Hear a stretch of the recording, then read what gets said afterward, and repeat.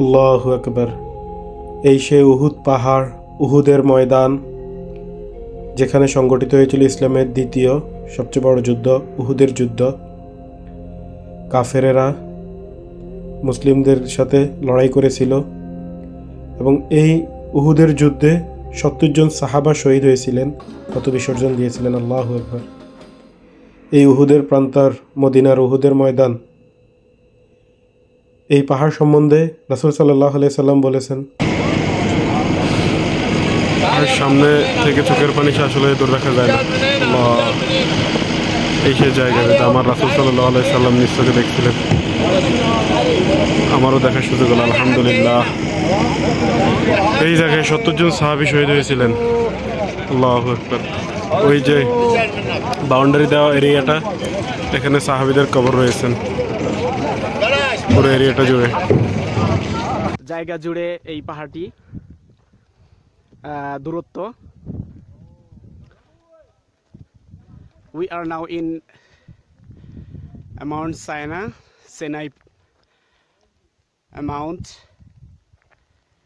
From here I'm with you. Okay guys, আপনারা দেখতে পাচ্ছেন এই যে সেই পাহাড়, যেই পাহাড়কে নিয়ে অনেক বড় ইতিহাস রয়েছে। এই যে সেই তুর পাহাড় থেকে আমি সরাসরি আপনাদের সাথে লাইভে আছি। তুর পাহাড়কে ঘিরে যে ইতিহাস রয়েছে কোরআনে বর্ণিত হয়েছে এবং হাদিসে বর্ণিত হয়েছে।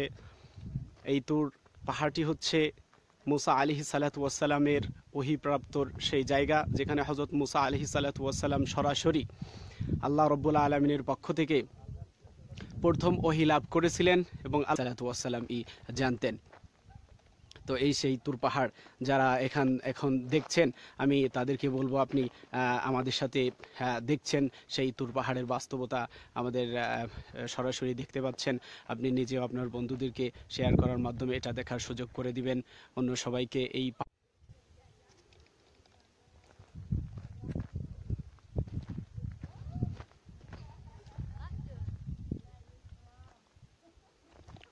শুধু পাথর আর পাথর, যেখানেই যাবেন পাহাড় আর উঁচু উঁচু পাহাড়।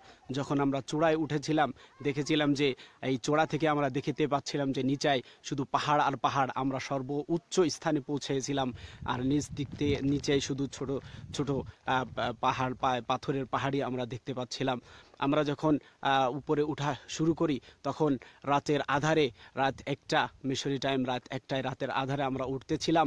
তখন আসলে অনেক কষ্ট হয়েছিল। 4 ঘন্টা 7 কিলোমিটার হেঁটে যাওয়া আসলেই কষ্টকর বিষয়। তারপরেও যে জিনিসটা আমরা, যে অনুভূতি এবং যে আত্মার প্রশান্তিটা আমরা অনুভব করেছিলাম, সেটা হচ্ছে অন্ধকার রাত হলেও মহান রব্বুল আলামিনের পক্ষ থেকে যে চাঁদ, এই চাঁদের আলোটা আমাদেরকে আলোকিত করেছিল এবং আমাদেরকে পথ দেখিয়েছিল।